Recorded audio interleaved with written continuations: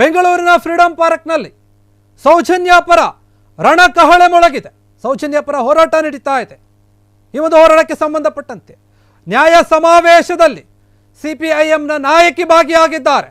ಬೆಂಗಳೂರಿನ ಫ್ರೀಡಂ ಪಾರ್ಕ್ನಲ್ಲಿ ಸೌಜನ್ಯ ಪರ ಹೋರಾಟಗಾರರಿಂದ ರಣಕಹಳೆ ಮೊಳಗಿದೆ. ಅಲ್ಲಿ ಬೆಂಗಳೂರಿನ ಫ್ರೀಡಂ ಪಾರ್ಕ್ನಲ್ಲಿ ಸೌಜನ್ಯ ಪರ ರಣಕಹಳೆ. ನ್ಯಾಯ ಸಮಾವೇಶದಲ್ಲಿ ಸಿಪಿಐಎಂ ನಾಯಕಿ ಭಾಗಿಯಾಗಿದ್ದಾರೆ. ಸೌಜನ್ಯ ಪರ ಧ್ವನಿ ಎತ್ತಿದ ಮಾರ್ಕ್ಸಿಸ್ಟ್ ಸುಭಾಷಿಣಿ ಅಲಿ ನಹಿ ಚಲೇಗಾ ಅಂತಾನೆ ಭಾಷಣ ಶುರು ಮಾಡಿದ್ದಾರೆ. ಅವರು ಸುಭಾಷಿಣಿ ಅಲಿ ಕ್ಯಾಪ್ಟನ್ ಲಕ್ಷ್ಮಿ ಸೇಗಲ್ ಅವರ ಪುತ್ರಿ, ನಿಮಗೆಲ್ಲ ಗೊತ್ತಿರುತ್ತೆ ಅವ್ರ ಬಗ್ಗೆ. ಸೌಜನ್ಯ ಪರ ಹೋರಾಟಗಾರರಿಂದ ನ್ಯಾಯ ಸಮಾವೇಶ ನಡೀತಾ ಇದೆ ಬೆಂಗಳೂರಿನ ಫ್ರೀಡಂ ಪಾರ್ಕ್ನಲ್ಲಿ. ಫ್ರೀಡಂ ಪಾರ್ಕ್ನಲ್ಲಿ ಸಮಾವೇಶದಲ್ಲಿ ಸಾವಿರಾರು ಜನ ಭಾಗಿಯಾಗಿದ್ದಾರೆ. ಮುಂಜಾಗ್ರತಾ ಕ್ರಮವಾಗಿ ಬಿಗಿ ಪೊಲೀಸ್ ಬಂದೋಬಸ್ತನ್ನು ಅಲ್ಲಿ ಏರ್ಪಡಿಸಿರುವಂಥದ್ದು. ಫ್ರೀಡಂ ಪಾರ್ಕ್ನಲ್ಲಿ ಸೌಜನ್ಯ ಪರ ಹೋರಾಟಕ್ಕೆ ರಣಕಹಳೆ ಮೊಳಗಿದೆ. ಈಗ ಶುರುವಾಗಿದೆ. ಈ ಒಂದು ನ್ಯಾಯ ಸಮಾವೇಶದಲ್ಲಿ ಸಿಪಿಐಎಂನ ಭಾಗಿಯಾಗಿದ್ದಾರೆ, ಮಾತನಾಡ್ತಾ ಇದ್ದಾರೆ. ಅವರು ಭಾಷಣ ಸೌಜನ್ಯ ಪರ ಧ್ವನಿ ಎತ್ತಿದ್ದಾರೆ ಮಾರ್ಕ್ಸಿಸ್ಟ್ ಸುಭಾಷಿಣಿ ಆಲಿ ಅವರು. ನಹಿ ಚಲೇಗಾ ಅಂತಾನೆ ಅವರ ಮಾತನ್ನ ಶುರು ಮಾಡಿರುವಂಥದ್ದು, ಭಾಷಣವನ್ನು ಶುರು ಮಾಡಿದ್ದಾರೆ. ಸುಭಾಷಿಣಿ ಅಲಿ ಅವರು ಏನಿದ್ದಾರಲ್ಲ, ಇವರು ಕ್ಯಾಪ್ಟನ್ ಲಕ್ಷ್ಮೀ ಸೇಗಲ್ ಅವರ ಒಂದು ಪುತ್ರಿ. ಇವರು ಈ ಒಂದು ಸಮಾವೇಶದಲ್ಲಿ ನ್ಯಾಯ ಸಮಾವೇಶದಲ್ಲಿ ಭಾಗಿಯಾಗಿರುವಂಥದ್ದು. ಭಾಷಣದ ಮೊದಲ ಒಂದು ಪದವೇ ಅವರು ಉಪಯೋಗ ಮಾಡಿರುವಂಥದ್ದು ನಹಿ ಚಲೇಗಾ ಅಂತಾನೆ ಭಾಷಣವನ್ನು ಶುರು ಮಾಡಿರುವಂಥದ್ದು. ಬೆಂಗಳೂರಿನ ಫ್ರೀಡಂ ಪಾರ್ಕ್ನಲ್ಲಿ ಅನೇಕ ಜನ ಸೌಜನ್ಯ ಪರವಾಗಿ ಇರುವಂಥವರು, ಸೌಜನ್ಯ ಪರ ಹೋರಾಟಗಾರರು ಭಾಗಿಯಾಗಿದ್ದಾರೆ. ಸೌಜನ್ಯಗೆ ನ್ಯಾಯ ಸಿಗಬೇಕು, ಯಾಕಂದರೆ ಅನೇಕ ವರ್ಷಗಳಿಂದ ಈ ಒಂದು ಹೋರಾಟ ನಡೀತಾ ಇದೆ. ಸೌಜನ್ಯಗೆ ನ್ಯಾಯ ಒದಗಿಸ್ಬೇಕು ಅಂತ. ಹೀಗಾಗಿ ಈ ಒಂದು ಹೋರಾಟಕ್ಕೆ ಸಂಬಂಧಪಟ್ಟ ಹಾಗೆ ಮತ್ತೆ ಬೆಂಗಳೂರಿನ ಫ್ರೀಡಂ ಪಾರ್ಕ್ನಲ್ಲಿ ನ್ಯಾಯ ಸಮಾವೇಶ ನಡೀತಾ ಇದೆ. ಅನೇಕ ಜನರು ಭಾಗಿಯಾಗಿದ್ದಾರೆ. ಸಾವಿರಾರು ಜನರು ಫ್ರೀಡಂ ಪಾರ್ಕ್ನ ಹತ್ರ ಬರ್ತಾ ಇದ್ದಾರೆ, ಬಂದಿದ್ದಾರೆ ಕೂಡ. ಇನ್ನಷ್ಟು ಜನ ಕೂಡ ಬರುವಂತಹ ನಿರೀಕ್ಷೆ ಇದೆ, ಬರ್ತಾ ಇದ್ದಾರೆ. ಅದಕ್ಕಾಗಿ ಅಲ್ಲಿ ಬಿಗಿ ಪೊಲೀಸ್ ಬಂದೋಬಸ್ತನ್ನು ಕೂಡ ಏರ್ಪಡಿಸಲಾಗಿರುವಂಥದ್ದು. ಮುಂಜಾಗ್ರತಾ ಕ್ರಮವಾಗಿ ಯಾವುದೇ ರೀತಿಯ ಒಂದು ಅಹಿತಕರ ಘಟನೆಗಳು ಆಗಬಾರ್ದು. ಸೌಜನ್ಯ ಪರ ಹೋರಾಟದಲ್ಲಿ ಏನು ಇಷ್ಟೊಂದು ಜನ ಸೇರ್ತಾ ಇದ್ದಾರೆ, ಆ ಜಾಗದಲ್ಲಿ ಎಲ್ಲರೂ ಕೂಡ ಸರಿಯಾಗಿ ನೋಡ್ಕೋಬೇಕು ಅಂತ ಹೇಳಿ ಪೊಲೀಸ್ ವ್ಯವಸ್ಥೆಯನ್ನು ಕೂಡ ಮಾಡಿದ್ದಾರೆ. ಇನ್ನು ಸುಭಾಷಿಣಿ ಅವರು ಮಾತನಾಡ್ತಾ ಇದ್ದಾರೆ ಸೌಜನ್ಯ ಪರ ಒಂದು ನ್ಯಾಯ ಸಮಾವೇಶದಲ್ಲಿ. ಏನು ಮಾತಾಡ್ತಾರೆ ಕೇಳೋಣ. To take away the land of the Dalits, the untouchable community. In the last 50 years, this is what they have been doing. Taking away the land from the poor people, using their religious power and their money power to expand their wealth, to expand their land, to make schools, to control education, to start MFI groups. That means to control the lives of the poor people in that area. And if anybody dared to fight against them, and let me tell you, my dear sisters and brothers, I am proud that the communists in that area were part of the struggle against those Manuvadi forces who were controlling that temple. Many others were there also, yes, but the communists were also there, fighting for the land for the Dalits, fighting for justice, fighting in elections against the candidates of these Manuvadi forces. And what was the result? Anybody who opposed them, if one comrade dared to stand in the election, his daughter Padmalata, she was abducted, she was brutalized, her body was broken, she was killed, and she could only be recognized by her family members to take colony of sanitary workers over there.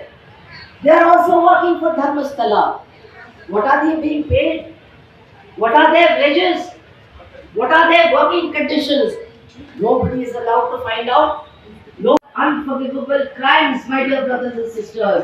And today we have to say, we will never forgive these crimes.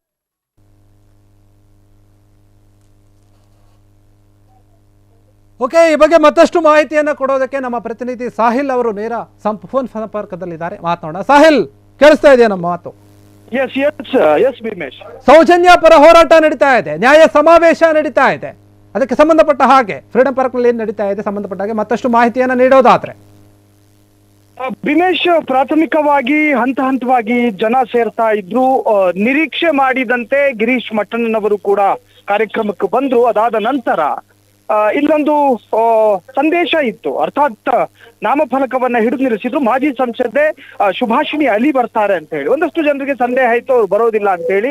ಅವರು ಬರ್ತಾ ಇದ್ದ ಹಾಗೆ ಶಿಳ್ಳೆ ಚಪ್ಪಾಳೆಗಳು ಮೊಳಗೋದಕ್ಕೆ ಶುರುವಾಯಿತು ಭೀಮೇಶ್. ಜೊತೆಗೆ ಅವರ ಭಾಷಣದ ಆರಂಭದಲ್ಲಿ ಅವರು ಹೇಳ್ತಾರೆ, ನೆಹಿ ಚಲೇಗಾ ಧರ್ಮಸ್ಥಳದಲ್ಲಿ ಅಧರ್ಮ ನೆಹಿ ಚಲೇಗ. ಹಂಗೆ ಮಾತನಾಡಿ ಪ್ರಾರಂಭ ಮಾಡಿ ಭಾಷಣ ಕೇಳ್ತಾ ಇದ್ದ ಹಾಗೆ ಜನ ರೋಮಾಂಚನಗೊಂಡು ಶಿಳ್ಳೆ ಚಪ್ಪಾಳೆಗಳ ಮುಖಾಂತರವಾಗಿ ಅವರನ್ನ ಸ್ವಾಗತ ಮಾಡ್ತಾರೆ. ಜೊತೆಗೆ ಅವರ ಭಾಷಣವನ್ನು ಅತ್ಯಂತ ಉತ್ಸುಕವಾಗಿ ಜನ ಕೇಳೋದಕ್ಕೆ ಶುರು ಮಾಡ್ತಾರೆ. ಕಾರಣ ಒಂದೊಂದು ಅಕ್ಷರಗಳು ಧರ್ಮಸ್ಥಳದ ಬಗ್ಗೆ ಮಾತನಾಡ್ತಾರೆ. ಅವರು ಬೇರಾರು ಅಲ್ಲ, ಮಾಜಿ ಸಂಸದೆ ಸುಭಾಷಿಣಿ ಅಲಿ ಅವರು. ಜೊತೆಗೆ ಅವರು ಹೇಳ್ತಾರೆ, ಧರ್ಮಸ್ಥಳದಲ್ಲಿ ಅನೇಕ ಸಾವುಗಳಾಗ್ತಾ ಇದೆ, ಆದ್ರೆ ಸಾವುಗಳಾಗ್ತಾ ಇದೆಯೇ ಹೊರತು ಯಾಕೆ ಆಗ್ತಾ ಇದೆ ಅನ್ನೋ ಉತ್ತರಗಳು ಸಿಕ್ಕಿಲ್ಲ. ಅಲ್ಲಿನ ಭೂಗರ್ಭದಲ್ಲಿ ಅಡಗಿರುವಂತ ಅದೆಷ್ಟೋ ಶವಗಳು ಈಗಷ್ಟೇ ಹೊರಬರೋದಕ್ಕೆ ಶುರು ಮಾಡಿದೆ. ಅದನ್ನು ಮತ್ತೆ ಭೂಗರ್ಭದಲ್ಲೇ ಮುಚ್ಚಿ ಹಾಕೋದಕ್ಕೊಂದಷ್ಟು ಪ್ರಯತ್ನಗಳು ನಡೀತಾ ಇದೆ. ಆ ಪ್ರಯತ್ನಕ್ಕೆ ಅವಕಾಶವನ್ನ ಕೊಡಬಾರದು, ನಾಗರಿಕ ಸಮಾಜ ಎಚ್ಚೆತ್ತುಕೊಳ್ಬೇಕು ಅಂತ ಹೇಳಿ ಜನರನ್ನ ಜಾಗೃತಿ ಮೂಡಿಸುವಂತ ಭಾಷಣವನ್ನು ಮಾಡ್ತಾ ಇದ್ರು. ಜೊತೆಗೆ ವೇದವಲ್ಲಿ, ಅಲ್ಲಿ ಧರ್ಮಸ್ಥಳ ಭಾಗದಲ್ಲಿ ಅನುಮಾನಾಸ್ಪದವಾಗಿ ಕೊಲೆಯಾಗಿ ಹೋದಂತಹ ವೇದವಲ್ಲಿ ಕುಟುಂಬವೂ ಕೂಡ ಬಂದಿದೆ. ಜೊತೆಗೆ ಪದ್ಮಲತಾ ಕುಟುಂಬವೂ ಕೂಡ ಬಂದಿದೆ. ಇನ್ನು ಒಂದಷ್ಟು ಮೂಲಗಳ ಮಾಹಿತಿಯ ಪ್ರಕಾರ ಈವರೆಗೂ ನಾನು ನೋಡ್ಲಿಲ್ಲ, ಆದ್ರೆ ಸೌಜನ್ಯ ಕುಟುಂಬವೂ ವೇದಿಕೆಯ ಮುಂದೆ ಇದೆ ಎನ್ನುವಂತ ಮಾತುಗಳು ಕೂಡ ಕೇಳಿ ಬರ್ತಾ ಇದೆ ಭೀಮೇಶ್. ಹಾಗಾದ್ರೆ ಈ ಒಂದು ಸೌಜನ್ಯ ಪರ ಹೋರಾಟ ಏನಿದೆ, ಇಷ್ಟು ದಿನ ಕರ್ನಾಟಕದಲ್ಲಿ ಅನೇಕ ಜನರು ಹೋರಾಟಗಾರರಿದ್ರು, ಅವರಿಗೆ ಈ ಒಂದು ಸುಭಾಷಿಣಿ ಅಲಿ ಅವರು ಬಂದಿರುವಂತದ್ದು, ಮಾತನಾಡ್ತಾ ಇರುವಂತದ್ದು ಮತ್ತಷ್ಟು ಬಲ ತಂದುಕೊಟ್ಟಿದ್ಯಾ ಅಂತ? ಖಂಡಿತವಾಗ್ಲೂ ಕೂಡ ಸೌಜನ್ಯ ಪರ ಹೋರಾಟಗಾರರು ಎಲ್ಲೋ ಒಂದು ಕಡೆ ಮಹೇಶ್ ಶೆಟ್ಟಿ ತಿಮ್ಮರೋಡಿಗೆ ಗಡೀಪಾರು ಆದೇಶ ಬಂದ ನಂತರ ನಮ್ಮ ಬೆನ್ನೆಲುಬಾಗಿ ಯಾರೂ ಇರ್ಲಿಕ್ಕಿಲ್ಲ, ನಮಗೆ ರಾಜಕೀಯ ಸಹಾಯಗಳು ಸಿಗ್ಲಿಕ್ಕಿಲ್ಲ, ನಮ್ಮನ್ನ ಕೇಳೋದಕ್ಕೆ ಯಾರು ಸಾಮಾಜಿಕವಾಗಿ ಗುರುತಿಸಿಕೊಂಡವರು ಬರ್ಲಿಕ್ಕಿಲ್ಲ ಅನ್ನುವಂತ ಒಂದು ವಿಚಲಿತತನ ಅವ್ರನ್ನ ಕಾಡ್ತಾ ಇತ್ತು. ಆದ್ರೆ ಯಾವಾಗ ಸುಭಾಷಿಣಿ ಅಲಿ ಅವರು ಪ್ರತ್ಯಕ್ಷವಾದಂತ ಬೆಂಬಲವನ್ನ ವ್ಯಕ್ತಪಡಿಸಿದ್ರು, ಸೌಜನ್ಯ ಪರ ಹೋರಾಟಗಾರರಿಗೆ ಒಂದು ತರಹದ ಆನೆಯ ಬಲ ಸಿಕ್ಕಂಗಾಗಿದೆ ಭೀಮೇಶ್. ಹೌದು, ಯಾಕಂದ್ರೆ ಈ ಒಂದು ಸೌಜನ್ಯ ಪರ ಹೋರಾಟ ಏನಿದೆ ಅನೇಕ ವರ್ಷಗಳಿಂದ ನಡ್ಕೊಂಡು ಬಂದಿರುವಂತದ್ದು, ಸುಮಾರು 12-13 ವರ್ಷದಿಂದ ನಡೀತಾ ಬರ್ತಾ ಇದೆ. ಇದುವರೆಗೂ ಕೂಡ ಇದರಲ್ಲಿ ನಿಖರವಾದಂತಹ ಒಂದು ನ್ಯಾಯ ಇದುವರೆಗೂ ಕೂಡ ಸಿಕ್ಕಿಲ್ಲ. ಹೀಗಾಗಿ ಇಷ್ಟೊಂದು ದೊಡ್ಡ ಮಟ್ಟದ ಹೋರಾಟ ನಡೀತಾ ಇದೆ. ಇನ್ನೆಲ್ಲ ಯಾರೆಲ್ಲ ಬರುವಂತಹ ಒಂದು ನಿರೀಕ್ಷೆ ಇರಬಹುದು ಇದರಲ್ಲಿ? ಭೀಮೇಶ್, ಈಗಾಗಲೇ ನಾನು ಹೇಳಿದಂತೆ ಮಾಜಿ ಸಂಸದೆ ಜೊತೆಗೆ ಸಮಾನ ಮನಸ್ಕ ಅಂದ್ರೆ ಧರ್ಮಸ್ಥಳ ದೌರ್ಜನ್ಯ ವಿರೋಧಿ ಸಮಿತಿ ಅಂತ ಹೇಳಿ ಒಂದು ಸಮಿತಿ ರಚನೆ ಆಗಿದೆ. ಆ ಸಮಿತಿ ಈ ಕಾರ್ಯಕ್ರಮವನ್ನ ಆಯೋಜನೆ ಮಾಡಿರುವಂತಹದ್ದು. ಇನ್ನು ಆ ಸಮಿತಿಯ ಪ್ರಮುಖರ ಹೆಸರು ಹೇಳಬೇಕು ಅಂದ್ರೆ ನವೀನ್ ಸೂರಿಂಜಿ, ಸಾಮಾಜಿಕ ಹೋರಾಟಗಾರ ಅಂತ ಕರೆಸಿಕೊಳ್ತಾರೆ. ಜೊತೆಗೆ ಭೈರಪ್ಪ ಹರೀಶ್ ಅವರು ಕೂಡ ಸಾಮಾಜಿಕ ಹೋರಾಟಗಾರ ಅಂತ ಕರೆಸಿಕೊಳ್ತಾರೆ. ಇನ್ನು ಮುನೀರ್ ಕಾಟಿಪಳ್ಳ ಕಮ್ಯುನಿಸ್ಟ್ ಪಕ್ಷದ ಮುಖಂಡ, ಜೊತೆಗೆ ಸಾಮಾಜಿಕ ಹೋರಾಟಗಾರ, ಅವರು ಕೂಡ ಬಂದಿದ್ದಾರೆ. ಇನ್ನು ಉಳಿದಂತೆ ಗಿರೀಶ್ ಮಟ್ಟಣ್ಣನವರು ಸೌಜನ್ಯ ಪರ ಹೋರಾಟಗಾರರ ಪೈಕಿ ಪ್ರಮುಖರು. ಇನ್ನು ಸಾಕ್ಷಿದಾರ, ಎರಡನೇ ಸಾಕ್ಷಿದಾರ ಅಂತ ಕರೆಸಿಕೊಳ್ಳುವ ಜಯಂತ್ ಟಿ ಕೂಡ ಈಗಾಗಲೇ ಭೀಮೇಶ್. ಇನ್ನು ಸ್ಥಳೀಯ ನಾಯಕರು ಬರ್ತಾರೆ ಎನ್ನುವಂತ ಮಾತಿದೆ ಭೀಮೇಶ್. ಈಗ ಒಂದು ನಾಯಕರದು ಒಂದು ಕಡೆ, ಹೋರಾಟಗಾರದು ಒಂದು ಕಡೆ, ಆದ್ರೆ ಇದರಲ್ಲಿ ಮುಖ್ಯವಾಗಿ ನಾವು ಗಮನಿಸಬೇಕಾಗಿರುವಂತದ್ದು, ಗಮನ ಸೆಳೀತಾ ಇರುವಂತದ್ದು ಏನಂದ್ರೆ ಜನಸಾಮಾನ್ಯರು ಕೂಡ ಈ ಒಂದು ಹೋರಾಟಕ್ಕೆ ಭಾಗಿಯಾಗಿರುವಂತದ್ದು ಮುಕ್ತವಾಗಿ.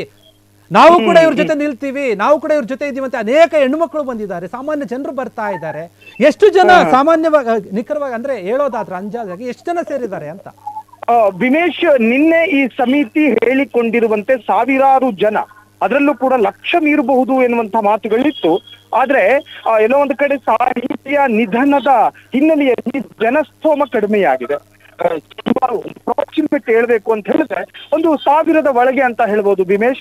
ಅದರಲ್ಲಿ ಬಹುತೇಕರು ಸ್ತ್ರೀಯರು, ಮಹಿಳೆಯರು, ಯುವತಿಯರು ಅನ್ನುವಂತಹದ್ದೇ ಇಲ್ಲಿನ ಸೆಂಟರ್ ಆಫ್ ಅಟ್ರಾಕ್ಷನ್. ಕಾರಣ ಯುವತಿ ಅಂದ್ರೆ ಸೌಜನ್ಯ ಹೆಣ್ಣು ಮಗಳು, ಆಕೆಯ ಪರವಾಗಿ ಈ ಒಂದು ಹೋರಾಟ.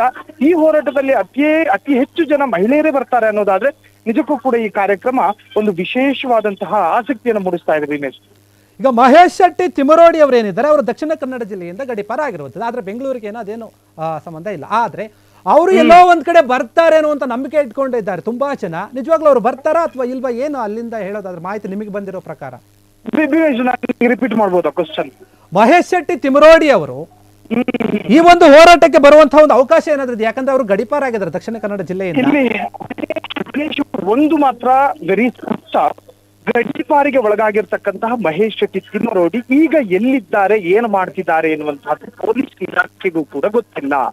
ಯಾವಾಗ ಅಧಿಕೃತವಾಗಿ ಮಹೇಶ್ ಶೆಟ್ಟಿ ತಿಮ್ಮರೋಡಿ ಗಡೀಪಾರು ಇನ್ನು 1 ತಿಂಗಳ ಕಾಲಾವಧಿಯ ಒಳಗೆ ಅವರು ದಕ್ಷಿಣ ಕನ್ನಡ ಜಿಲ್ಲೆಯನ್ನ ಬಿಟ್ಟು ಹೋಗಬೇಕು ಅನ್ನೋ ಆದೇಶ ಬಂತು, ಆಗಿನಿಂದ ಈವರೆಗೂ ಕೂಡ ಅವರ ಕರೆಂಟ್ ಲೊಕೇಶನ್ ಪೊಲೀಸ್ನವರಿಗೂ ಕೂಡ ಟ್ರೇಸ್ ಮಾಡೋದಕ್ಕೆ ಸಾಧ್ಯ ಆಗ್ತಿಲ್ಲ ಭೀಮೇಶ್.